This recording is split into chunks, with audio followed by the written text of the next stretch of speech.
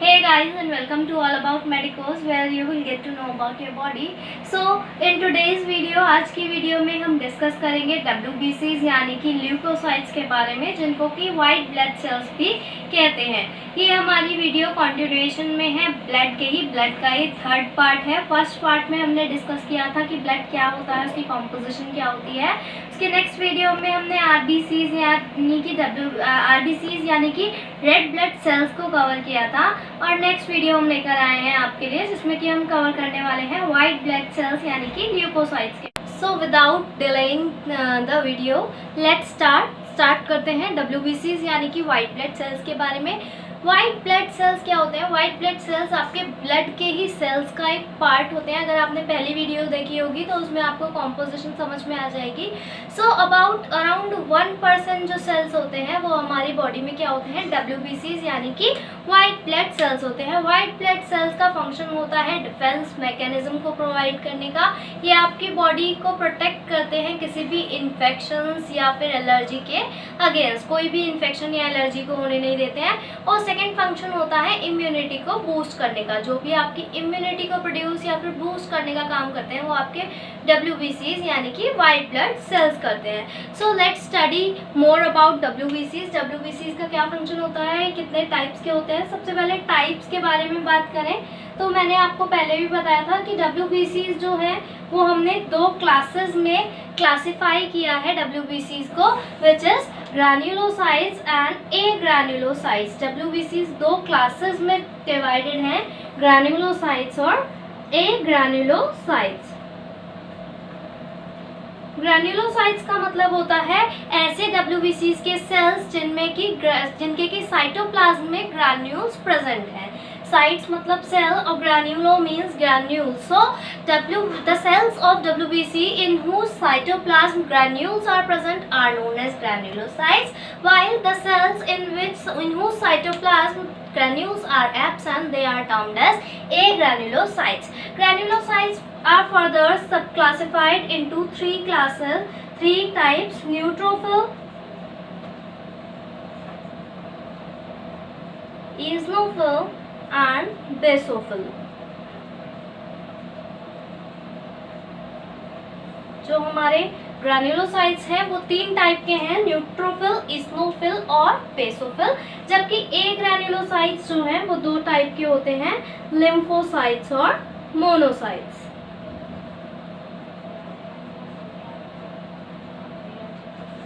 हम इन्हीं 5 सेल्स के बारे में इस वीडियो में डिस्कस करने वाले हैं। लिम्फोसाइट्स होते हैं, उनके और दो टाइप्स में डिवाइडेड होते हैं, टी सेल्स, टी लिम्फोसाइट्स भी कहते हैं जिनको, और बी सेल्स यानी कि B lymphocytes. So now talking about these cells, neutrophils. Neutrophils का नाम क्यों पड़ा न्यूट्रोफिल्स? एक्चुअली जो ग्रैन्युलोसाइट्स हैं उनके नेम्स जो हैं वो उनके स्टेनिंग के बेसिस पर दिए गए हैं। स्टेनिंग के बेसिस पर कौन सी डाई एसिडिक जो स्टेन्स होते हैं वो मोस्टली जो सेल्स को स्टेन करने के लिए स्टेन यूज होते हैं वो रोमानोव्स्की स्टेन्स होते हैं। रोमानोव्स्की स्टेन्स में दोनों ही मिक्सचर होता है एसिडिक और बेसिक डाइज का। तो जो सेल्स जो स्टेन लविंग होते हैं या जिस टाइप के डाइज से स्टेन होते हैं उन्हीं के बेसिस पर उनके नाम दिए गए हैं। न्यूट्रोफिल की बात करें तो फिल मतलब होता है लविंग और न्यूट्रो मतलब न्यूट्रल।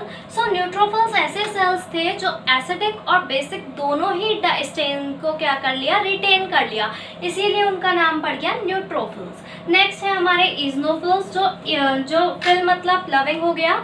इओसिन जो होती है वो हमारी एसिडिक डाई है। सो एसिडिक लविंग, इसे एसिडोफिलिक ग्रैन्यूल्स भी कहेंगे इसके। इजनोफिल्स इसीलिए नाम का पड़ा क्योंकि इजनोफिल्स क्या है, एसिड डाई इओसिन लविंग है, इसलिए इनका नाम पड़ गया इओसिनो। नेक्स्ट नेम है बेसोफिल। बेसोफिल फिल मतलब लविंग और बेसो मतलब बेसिक। सो जो सेल्स बेसिक डाई लविंग थे, जिन्होंने बेसिक डाई को रिटेन किया, उनका नाम है basophils. Now talking about the structures और शेप ऑफ दीज सेल्स, की इन सेल्स की शेप क्या होती है। सो मैं ड्रॉ करती हूँ आपके सामने। जो न्यूट्रोफिल्स होते हैं आपके कैसे होते हैं, मल्टी लोब्ड होते हैं, जिन इनमें 3 to 5 लोब्स प्रेजेंट होती हैं इनके न्यूक्लियस में, और साइटोप्लाज्म में ग्रैन्यूल्स प्रेजेंट होती हैं। नेक्स्ट है आपके ईजनोफिल्स। ईजनोफिल्स जो होते हैं वो बाइलोब्ड होते हैं, इसको हेडफोन शेप भी कहते हैं, और ग्रैन्यूल्स प्रेजेंट होते हैं इनके साइटोप्लाज्म के। हर सेल के ग्रैन्यूल्स जो हैं उनके भी कलर में डिफरेंस होता है, जिनके बेसिस पर हम उन्हें माइक्रोस्कोप में आइडेंटिफाई करते हैं। नेक्स्ट सेल जो है आपका वो है आपका बेसोफिल। बेसोफिल का क्या होता है? बेसोफिल का डेंस न्यूक्लियस होता है, बट बेसोफिल्स का न्यूक्लियस भी मल्टी लोब्ड होता है, बट उसकी लोब्स जो है वो शो नहीं होती, क्योंकि इसके साइटोप्लाज्म में जो ग्रैन्यूल्स होते हैं वो बहुत ही ज़्यादा नंबर में, न्यूमरस अमाउंट में प्रेजेंट होते हैं। इसके साथ साथ इन ग्रैन्यूल्स का साइज भी जो होता है वो काफ़ी बड़ा होता है, जिसकी वजह से न्यूक्लियस जो है वो क्लियरली दिखाई नहीं दे पाता, उसकी लोब्स दिखाई नहीं दे पाती हैं। लिम्फोसाइट्स और मोनोसाइट्स के शेप और स्ट्रक्चर के बारे में बात करते हैं। लिम्फोसाइट की जो शेप होती है वो कुछ ऐसी होती है कि लिम्फोसाइट का न्यूक्लियस जो होता है वो इतना बड़ा होता है कि वो मोस्टली कवर कर लेता है साइटोप्लाज्म को, और इसके साइटोप्लाज्म में कोई भी ग्रैन्यूल प्रेजेंट नहीं होते हैं, क्योंकि ये ए ग्रैन्युलोसाइट का टाइप है। नेक्स्ट बात करें मोनोसाइट की। मोनोसाइट आपका कैसा होता है? किडनी बीन शेप्ड होता है। इसका न्यूक्लियस जो है नजर आएगा वो आपको किडनी के शेप की या फिर बीन शेप की, और इसके भी साइटोप्लाज्म में कोई ग्रैन्यूल्स प्रेजेंट नहीं होते हैं। So these are the 5 types of WBCs that are present in your blood stream में। जो आपके वाइट ब्लड सेल्स हैं वो आपको कुछ इस तरीके से नज़र आते हैं जब आप उनको माइक्रोस्कोप में स्टेनिंग करके देखते हैं। अब आगे बात करते हैं इनकी परसेंटेजेस के बारे में, कि कितनी परसेंटेज में ये WBCs प्रेजेंट आपकी बॉडी में प्रेजेंट होते हैं। तो जो टोटल WBCs होते हैं, TLC जिसको हम कहते हैं, total leucocyte count. So total leucocyte count यानी कि टोटल WBCs, इन सब 5 WBCs को मिला के तो वो काउंट होता है हमारी बॉडी में 4000 to 11,000 सेल्स पर क्यूबिक mm। पर क्यूबिक mm में 4000 से 11,000 WBCs जो है वो आपकी बॉडी में होते हैं, टोटल WBCs। इन्हीं टोटल WBCs के परसेंटेज में कुछ परसेंट में ये सेल्स प्रेजेंट होते हैं। So let's draw a table and learn about the percentages of और नॉर्मल रेंज ऑफ दीज। 5 तरह के WBCs को इजीली समझने के लिए इस तरीके के चार्ट का प्रिपरेशन मैंने आप। Let's begin with the neutrophils. Neutrophils जो होते हैं वो डायमीटर में 12 to 15 माइक्रोमीटर होते हैं। इनकी नॉर्मल रेंज पर लीटर होती है 2.5 to 7.5 into 10 to the power 9 पर लीटर। परसेंटेज जो है न्यूट्रोफिल्स की वो है 50 to 70%, यानी कि जो 4000 से 11,000 आपके WBCs प्रेजेंट हैं उनमें से 50% से 70% तक कहीं तक भी आपके क्या हो सकते हैं? न्यूट्रोफिल्स हो सकते हैं। जो न्यूट्रोफिल्स का लाइफ स्पैन है वो है आपका 2 to 5 डेज। 2 to 5 डेज तक न्यूट्रोफिल आपके ब्लड में सर्कुलेट करते हैं। शेप जो है उसकी वो कैसी है? न्यूक्लियस जो होता है न्यूट्रोफिल्स का वो होता है multi lobed, 3 to 5 lobes present होती है, और इसमें ग्रैन्यूल्स प्रेजेंट होते हैं। जो ग्रैन्यूल्स होते हैं उनका, न्यूट्रोफिल्स के ग्रैन्यूल्स का कलर होता है पर्पलिश या फिर violet colour. Next talking about eosinophils. Eosinophils का डायमीटर जो है वो कितना है? 12 to 17 माइक्रोमीटर है। इसकी नॉर्मल रेंज पर लीटर है 0.0 to 0.5 into 10 to the power 9। Percentage जो है 1 to 6%, 1 से 6% तक ये आपके ब्लड में प्रेजेंट होते हैं WBCs के। लाइफ स्पैन है 7 से 12 दिन। जो इसकी न्यूक्लियस होता है वो बाइलोब्ड होता है, 2 लोब्स, 2 गांठ तरह की प्रेजेंट होती हैं इसके न्यूक्लियस में, और इसके ग्रैन्यूल्स होते हैं। तो इजनोफिल्स जो के ग्रैन्यूल्स जो होते हैं वो पिंकिश ऑरेंज कलर के होते हैं। नेक्स्ट बेसोफिल्स हैं। बेसोफिल्स का डायमीटर होता है 12 से 15 माइक्रोमीटर। नॉर्मल रेंज इसकी 0.01 से 0.1 इंटू 10 to the power 9 है। ये जो नॉर्मल रेंज होती है ये इस परसेंटेज के बेसिस पर ही निकाली गई है।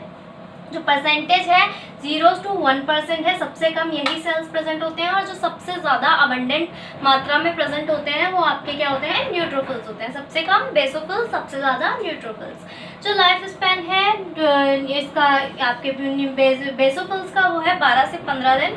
जो स्ट्रक्चर शेप कुछ इस तरीके की होती है कि न्यूक्लियस मल्टीलोब्ड होते हुए भी न्यूक्लियस की लोब्स दिखाई नहीं देती हैं, और क्या दिखाई देते हैं, बड़े मात्रा में और बड़े साइज के ग्रैन्यूल्स दिखाई देते हैं। जो बेसोफिल्स के ग्रैन्यूल्स होते हैं उनका कलर ब्राउनिश ब्लैक होता है, क्योंकि ये बेसोफिलिक सेल्स हैं। नेक्स्ट टॉकिंग अबाउट लिम्फोसाइट्स, तो मैंने आपको बताया था लिम्फोसाइट्स दो तरीके के हैं, बी लिम्फोसाइट्स और टी लिम्फोसाइट्स, इसीलिए स्मॉल लिम्फोसाइट और लार्ज लिम्फोसाइट दो तरीके के होते हैं। स्मॉल जो लिम्फोसाइट होगा उसका डायमीटर है 9 से 12 माइक्रोमीटर, नॉर्मल रेंज है 1 to 3 × 10⁹ परसेंटेज में 25 से 45% प्रेजेंट होते हैं। इनका जो सर्कुलेशन में है ये सबसे कम टाइम के लिए रहते हैं, हाफ से 1 डे तक ही प्रेजेंट रहते हैं। न्यूक्लियस इसका इतना बड़ा होता है कि ब्रॉड न्यूक्लियस होता है, जो कि ऑलमोस्ट कवर करके रखता है साइटोप्लाज्म को, और कोई भी ग्रैन्यूल प्रेजेंट नहीं होता है साइटोप्लाज्म में।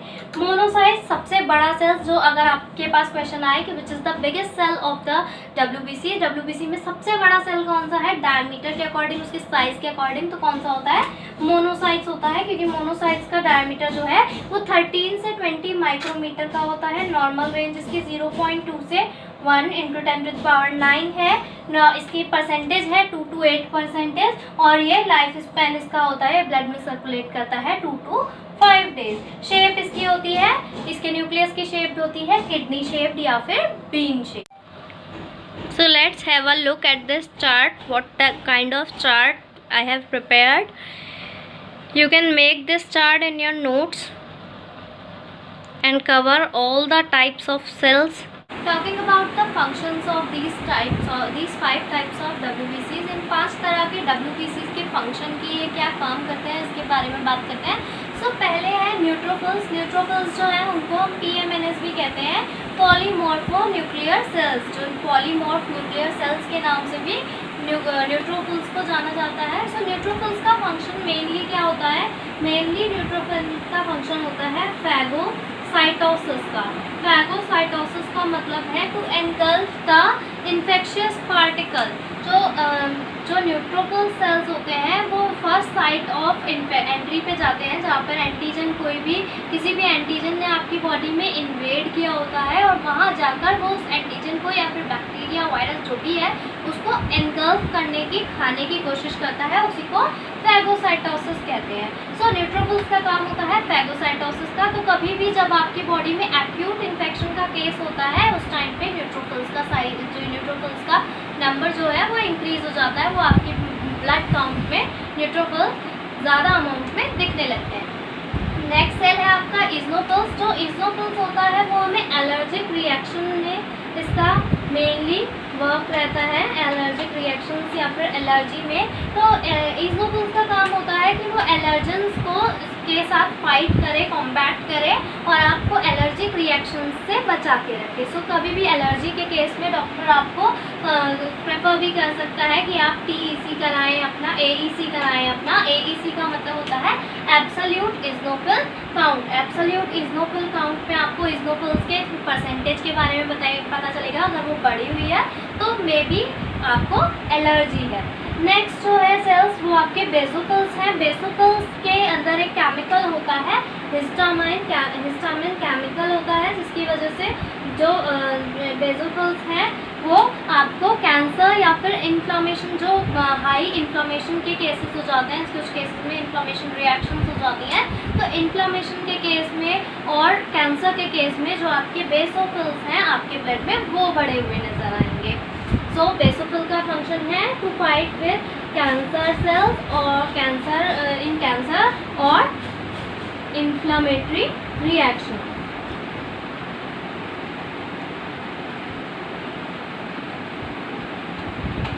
नेक्स्ट सेल्स हैं आपके लिम्फोसाइट्स। लिम्फोसाइट्स मेनली आपके क्रॉनिक इन्फेक्शन में दिखाई देते हैं। जब क्रॉनिक इन्फेक्शन का केस होगा तब आपके लिम्फोसाइट्स बढ़ जाएंगे काउंट में। क्यों? क्योंकि लिम्फोसाइट्स का काम होता है इम्यूनिटी प्रोवाइड करने का। तो जो T सेल्स और B सेल्स हैं वो आपको इम्यूनिटी प्रोवाइड करते हैं। So this type of cells क्या करेंगे आपके, जब आपको क्रोनिक इन्फेक्शन होगा उस केस में नजर। So last type of cells जो है वो मोनोसाइट्स हैं। मोनोसाइट्स का भी काम बेसिकली आपको क्रोनिक इन्फेक्शन में ही होता है। ये भी इम्यूनिटी प्रोवाइड करते हैं एज वेल एज ये क्या करते हैं, जो डैमेज टिश्यूज़ या डैमेज सेल्स हैं उनको भी मेंड करने का, उनको भी हील करने का काम आपके मोनोसाइट्स ही करते हैं। एज वेल एज जो मोनोसाइट्स किसी टिश्यू में एंटर कर जाते हैं तो उन्हें मैक्रोफेजेस कहते हैं। वो मैक्रोफेजेस में कन्वर्ट हो जाते हैं बिगर सेल्स में, और मैक्रोफेजेस क्या करते हैं, कोई भी जो बैक्टीरियाज हैं या फिर जो डेब्रीज हैं उनको डाइजेस्ट कर देते हैं। सो मोनोसाइट्स का काम भी आपका क्या है, क्रोनिक इन्फेक्शन में होता है और इम्यूनिटी प्रोवाइड करने में होता है। So these are the functions of these 5 types of WBC. Talking about the clinical significance of WBC, clinical significance की medically important क्यों है हमारे लिए WBC? So मैंने जैसा कि आपको बताया था कि कोई भी चीज़ नॉर्मल रेंज में आपकी बॉडी में होती है प्रेजेंट, और अगर नॉर्मल रेंज के विदिन नहीं है तो वो इंक्रीज या फिर डिक्रीज दोनों ही केसेस में आपकी बॉडी को हार्म करती है। So this is also the case with the WBCs। तो WBCs की जो क्लिनिकल सिग्निफिकेंस है उसको हम 2 पार्ट्स में पढ़ सकते हैं,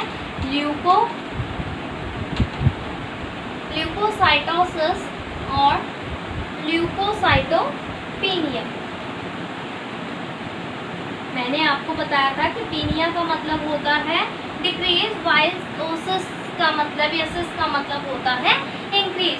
सो ल्यूकोसाइटोसिस एक क्लिनिकल कंडीशन है जिसमें WBCs का जो नॉर्मल रेंज से क्या होता है, बहुत ज़्यादा प्रोडक्शन होने लगता है या ज़्यादा प्रोडक्शन होने लगता है, उसको ल्यूकोसाइटोसिस कैसे कहते हैं। Leukocytosis is a clinical condition in which the leukocytes are produced in more amount than normal range.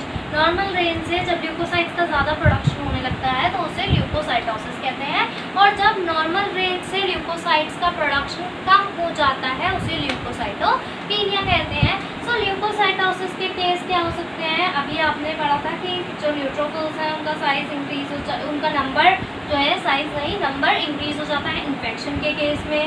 Allergy के केस में आपने बताया था कि इजनोफिल्स का नंबर इंक्रीज हो जाता है। इन्फ्लामेशन में जो होता है वो नंबर इंक्रीज हो जाता है WBCs का। तो है तो एक तरीके की ये भी WBCs। सो आप कह सकते हैं कि ल्यूकोसाइटोसिस किन केस में आपको दिख सकती है, इन्फेक्शन के केस में, एलर्जी के केस में, इन्फ्लामेशन के केस में, या फिर कैंसर के केस में, ट्यूमर के केस में। ट्यूमर लिख सकते हैं आप, ट्यूमर के केस में, इन केसेस में क्या हो जाएगा, ल्यूकोसाइट्स जो हैं आपके वो इंक्रीज हो जाएंगे नॉर्मल रेंज से। और ल्यूकोसाइटोपीनिया किन केस में दिख सकती है, तो ल्यूकोसाइटोपीनिया आपको अगर किसी पर्सन को इम्यूनोसप्रेसिव डिजीज़ हो गई हैं, ऐसी डिजीज़ जिनमें किसी पर्सन की इम्यूनिटी जो है वो डिक्रीज़ हो गई है, सप्रेस हो गई है, उन डिजीज़ में दिख सकती है, जैसे कि एड्स हो गया, TB हो गया। तो इन केसेस में WBCs का काउंट जो है वो डिक्रीज हो जाएगा। नेक्स्ट आप कह सकते हैं कि कोई पर्सन की क्या हो गई है, इम्यूनिटी उसकी सफ़र कर रही है, उस केस में भी ल्यूकोसाइटोपीनिया नज़र आएगा। और बोन मैरो डिसऑर्डर्स या बोन मैरो सप्रेशन के केस में भी WBCs जो हैं वो आपके नॉर्मल रेंज से क्या हो जाएंगे, डिक्रीज हो जाएंगे, रिड्यूस हो जाएंगे। सो this is the clinical significance की ल्यूकोसाइटोसिस और ल्यूकोपीनिया। और ये कुछ फैक्टर्स हैं जिनकी वजह से या जिनमें ल्यूकोसाइटोसिस और ल्यूकोसाइटोपीनिया नज़र आ सकता है। So this is the clinical significance. I think this is enough for WBCs। WBCs में आपने सारे इंपॉर्टेंट कैरेक्टरिस्टिक्स, सारे इंपॉर्टेंट फीचर्स के बारे में पढ़ लिया है। So don't forget to like, share and comment in the comment section below कि अब आपको कौन से टॉपिक पर वीडियो चाहिए और कौन से सजेशंस आप बताना चाहते हैं इन वीडियोस को इम्प्रूव करने के लिए। And to connect with us please press the bell icon which is just below the video, and don't forget to subscribe to All About